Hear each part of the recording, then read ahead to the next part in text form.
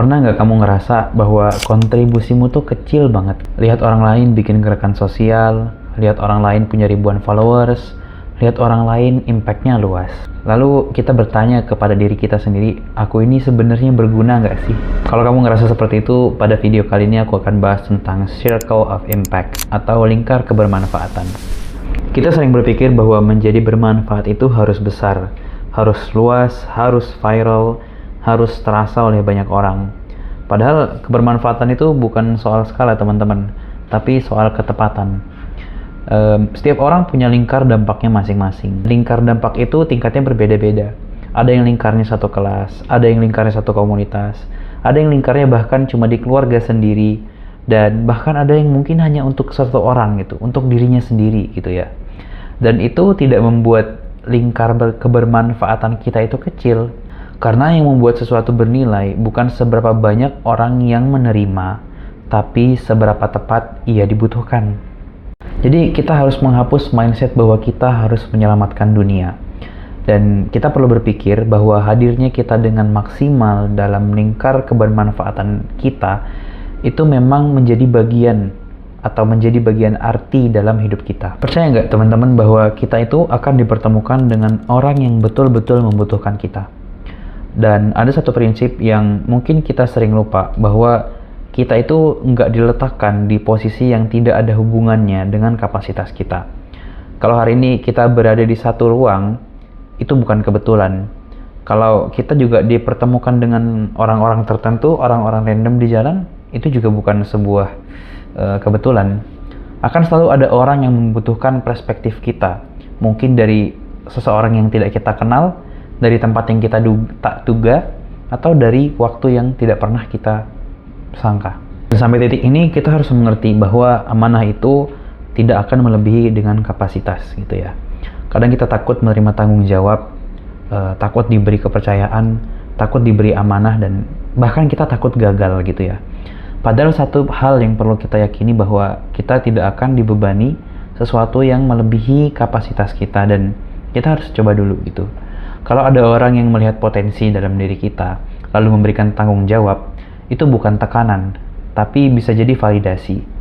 Nah, bedanya kalau kita menganggap ini sebagai tekanan, ketika proses ini berulang-ulang kali, tapi kita tidak merasakan hasil yang maksimal gitu ya. Tapi ketika kita ragu dengan potensi kita, sedangkan ada orang yang datang meyakinkan, itu bukan tekanan, tapi seseorang yang melihat potensi dalam diri kita. Karena seringkali kita tuh nggak merasa siap gitu. Tapi kesiapan itu nggak selalu datang dengan sendirinya. Bahkan ia kadang datang bersama dengan tanggung jawab gitu ya.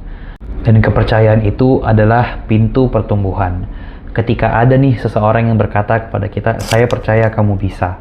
Itu bukan sebuah kalimat gitu. Itu adalah undangan untuk naik level.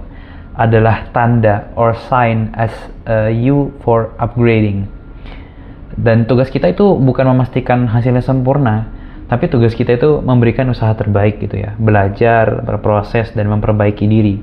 Karena lingkar kecil kebermanfaatan itulah yang kemudian akan menjadi lingkar besar yang akan segera dimulai, atau the circle of impact yang akan membesar itu ya.